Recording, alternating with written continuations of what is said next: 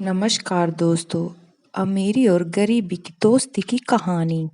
यह कहानी एक गरीब लड़के की दोस्ती की है और वह दोनों बहुत अच्छे दोस्त होते हैं। वह उस दिन की बात है जब वह अमीर लड़का अपनी कार से जा रहा था, मगर रास्ते में बहुत तेज बारिश होने के कारण उसको कार चलाने में परेशानी हो रही थी।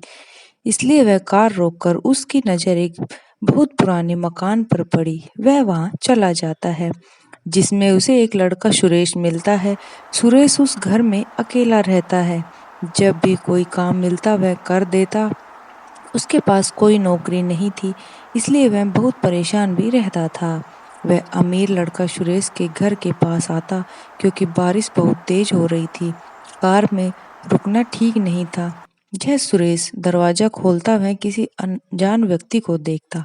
वह अमीर लड़का कहता कि मेरी कार बाहर है, बारिश बहुत तेज हो रही है, कुछ देर के लिए मैं यहाँ रुक सकता हूँ। सुरेश ने कहा, आप रुक सकते हैं। सुरेश उसके लिए एक कुर्सी लाया। उसके बाद वह पानी लेकर आया क्योंकि सुरेश को वह मेहमान से कम नहीं लग रहा था। सुरेश के पास अक्सर कोई आता नहीं है क्योंकि वह हमेशा काम की तलाश में बाहर ही रहता है। उसका परिवार गांव में रहता है। जब सुरेश यहाँ पर आया, वह सोच रहा था कि शहर में उसे आसानी से काम मिल जाएगा, मगर नहीं मिला। जिस मकान में वह रह रहा था वह किराए का था। अब उससे अधिक सस्ता मकान भी नहीं मिला। वह अमीर लड़का सुरेश से बात कर रहा था। वह उसके जीवन के बारे में जानने लगा। अमीर लड़कों को लगा कि मुझे उसकी मदद करनी चाहिए।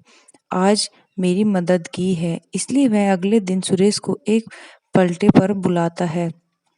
आज सुरेश को नौकरी मिल गई थी। सुरेश कम पढ़ा था, मगर आज सुरेश को अमीर लड़के की वजह से एक कंपनी में अच्छी नौकरी मिल गई। वह कंपनी में साफ सफाई पर ध्यान रखता। अब उसे इस कंपनी के एक घर भी दिया। वह अमीर लड़का उस गरीब लड़के की मदद करता है। वह इसलिए हो रहा था क्योंकि उसने मदद की थी। जब हमारी कोई मदद करता है तो हमें भी दूसरों की मदद करनी चाहिए।